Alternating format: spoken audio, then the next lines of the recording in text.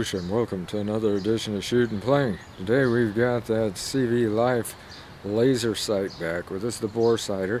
That we had a short on that where I told you that we're going to be talking about it here on Shoot and Plink. And I'm going to show you how to load batteries, which I did on the short too, but I picked up another way that we can do it. Here it is right here. This is it. It's for 9mm. This is a 9mm round. I've already got the cap off of it down here. What I'm going to do is I'm going to put one battery in here and make sure these batteries have got the plus, which is the big flat side, down upward like that, just like that, right inside. Alright, now the second battery, it only takes 2 and you get like 8 batteries with this, so that makes it nice. You do get spare batteries. The other battery, I have got it already lined up inside of here so that that positive side is facing upward. So I put it down like this, and then you got that, you screw it on, it's already lighting. So in order to turn this off, you have to take the batteries out. I think you can see right here that, I think you can see that it's there. Yep, okay. That's it, right there, the laser. Now what we're going to do is I've got 3 Rugers with me. I've got a Security9, a Max 9, and a PC Carbine. So we've got 3 different types here. We've got the compact version, which is this right here, that's the Max 9. We got the full-size version, which is the Security9, and then of course we got the PC Carbine. I don't have my Otis mat out here, unfortunately. I couldn't find my extra one to lay down here, but anyway, what we're going to do is we're going to put it in this one first, and you'll notice they're definitely empty. Got the magazine out of them, their chambers are cleared. So we're going to take this, we're going to put it down into the area to load it. Now that might be a bit of a trick. Get it up here where you can see it. And but getting it in there we go. It went in. Now we'll pull it shut. Let it the slide go forward. I didn't let it bang forward because what these can do, and the company even says so, they might jam in there and they might not. If they do, they say just tap them like that. Well, we're going to find out, and I'll show you here. Notice I brought up my Otis cleaning rod because just in case, especially if it gets jammed into that one, we can knock it out. And that's a test for us. See what it's going to do that way. So first thing, I'm going to turn you around here and I'm going to point you at the with the knife throwing range that we have, because I got a big red bullseye in the end of it, in the middle of it. You can see that, and we'll see just how this laser, and I'll tell you where I've got it lined up. We'll get it up here on the shooting bench. We're about 10 yards away, which would be a 9mm range most of the time. So let me get you turned around here and we'll zoom you in on that, and then I'll aim from there. Alright, I got you zoomed in there. This is going to be another test. Just how bright is this? Is this good enough in order to see? Well, let's take a look. And hopefully you can see what I'm seeing at the same time, because sometimes in the camera you don't as much. But I'm going to aim down it now. Okay, I've got it pointed right at the center of that target. And you can see the center of the, I got it painted red, like I said. And let me get around here. I'll get right behind you if I try to do this. Okay, I'm right on that red, and I see that shows it shooting just a little high. I don't know, because both of them in here, my ready dot and my green dot, which we know is pretty much on, is right on that red bullseye. Well, I guess the dot is too now. Yeah, you can see it. I have to look over because my ready dot is actually covering up the other one. So when I get it right on there, yeah, it's showing it right in the middle, and hopefully you can see that. So that's good and visible. Well, let's go to the security now and see what that does. Okay, the round came out of that one. There was another one of our tests. Now we'll put the round into the Security9. Do the same thing with it. Let it go forward. Now I'll let it slap forward a little bit harder this time. And we'll see how this one does. Get my Max 9 out of the way. And I'll put it right on.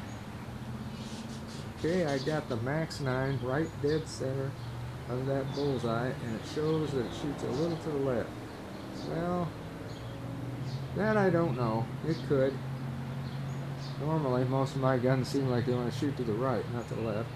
I'll do this again. It's pretty much on. I'll get right behind you again, like I did last time. And, yeah, okay, I'm right behind you. You can probably see that. The laser's right in the middle, so that's not too bad. Good visibility. Hopefully you're seeing that laser. I am. Okay, now this one is not... There we go. I got it out. Okay, I had to do a little bit more convincing of that. Had to hold it up. So that one shows that one is a little bit sticky. Now we're going to try the PC Carbine. It should be interesting. And load that in there, because this is a different altogether. And I don't think I'm going to let this slap too hard. I'm having a hard enough time getting it in here, get around here.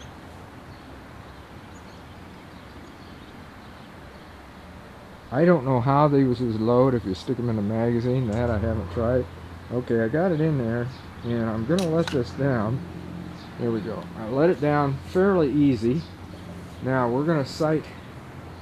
I'm going to shoot right over the top of you. Sight right over the top of you with it. I got it right dead center on the bullseye, and it looks like the laser's there too. So I already know these guns shoot pretty much center. And yeah, that one's on too. So it seems like this is right with the way I've got these guns adjusted. So that's encouraging right there on how they work. So next time what we're going to do in another video is we're probably going to shoot these and see just if they're on that good. Because again, I'm going to sight this right over the top of you like I did before. Hopefully I didn't bump the camera. There, I'm right on the bullseye. And so's that laser. So that looks like it's pretty much on here. But what I've done is I did not take the round out of here, or the laser sight. I should keep wanting to call it a round because it does look like a round of ammo. We're going to see what it does now. Now I'll let this bolt down easy. We'll see if it falls out of here. No, it doesn't. Put it back here. Nope. We're actually going to have to use the ramrod on this. So we'll lock it open. There it is. And we'll see what it does here. It's still definitely there. I don't know if you can see that or not, but it's on my hand, so. And we'll get it up here. It fell out, I could feel it. There it is. There it is right there. I let the rod slide down. I didn't really want to do that, but I did. And I think it popped this closed. Let's see if we can lock that open again. And I hope it didn't do anything that it shouldn't have, but nope, there it is. So that's good. Anyway, now to turn this off, and you have to take these batteries out. You can't just leave them in there, because you do, it's going to be on. And again, it's still on, as you can see. So we take it and we unscrew the cap, just like this. It's got long threads for a little deal. There goes a battery, one of them. Best to do it over the top of the table. Okay, the one that fell out was the one I had in this cap.